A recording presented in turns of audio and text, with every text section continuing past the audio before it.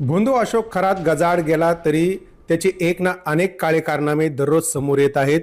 त्याच्याशी संबंधित अनेकांची नावं जोडली जात आहेत आणि या व्यक्तींची देखील चौकशी व्हावी अशी मागणी होत आहे.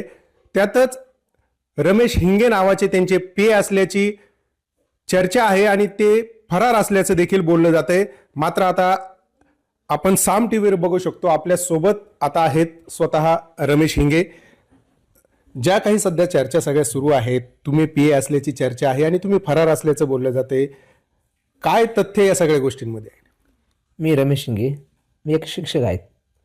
मी कॅप्टन खरातचा कधी पी ए नव्हतो, नाही पण, आणि ते मॅनेजर पण नाही. मी एक सुट्टीच्या दिवशी फक्त तिथं स्वयंसेवक म्हणून मंदिरावर जात असतो बघण्यासाठी. अनेक अधिकारी वगैरे येतात, त्यासाठी मी जात असतो. बाकीचा त्या इतर गोष्टीशी माझा काही संबंध नाही, किंवा मी त्याचा ट्रस्टीओ पण नाही, कुठं मॅनेजर पण नाही, त्यांचा पी ए पण नाही. बाकी गोष्टी इतरांशी मला काही, इतर गोष्टी त्यांच्या काही बाकी माहीत नाही मला. ईशान्येश्वर मंदिर सोडलं तर तुम्ही त्यांच्या फार्म हाऊसवर वगैरे देखील जात होता का? हो, फार्महाऊसवर पण देखील जातो तुम्ही बघण्यासाठी. तिथं बाग वगैरे लावलेली वगैरे. तिथलं वातावरण कसं असायचं? नाही, रविवार सुट्टी दिवस असल्यामुळे काय होतं, माझ्यासारखे अनेक भाविक असायचेच दर्शनासाठी येणारे, किंवा त्यांना बघण्यासाठी किंवा काय असेल ते येत असते. आम्ही फक्त एक स्वयंसेवक म्हणून कोणाला काही वाटलं, पाणी देणं, कोणाला चहा वाटलं तर मी स्वतः उत्स्फूर्तपणे देतो त्यांना. पण इतर कोणत्या गोष्टीशी मला काही माहीत नाही त्यांचं. अशोक खरात महिन्यातून साधारण किती वेळेस इथे यायचे आणि इथला वावर त्यांचा कसा असायचा? त्यांना भेटण्यासाठी कोण कोण यायचं काय? इथं शक्यतो ते रविवारी असायचे. प्रत्येक रविवारी असतात असं काही नाही.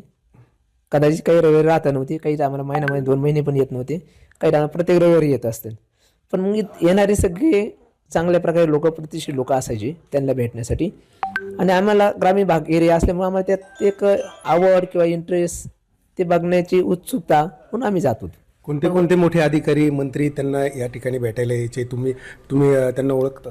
आणि मी त्यांना पण वैयक्तिक नाव सांगणं माझ्या दृष्टिकोनातून मला योग्य ठरणार नाही, कारण सगळं समोर सगळ्या जनतेने बघितले कोण कोण येतं कोण नाही. पण मी नाव सांगणं योग्य ठरणार. मंत्री आणि अधिकारी मोठे मोठे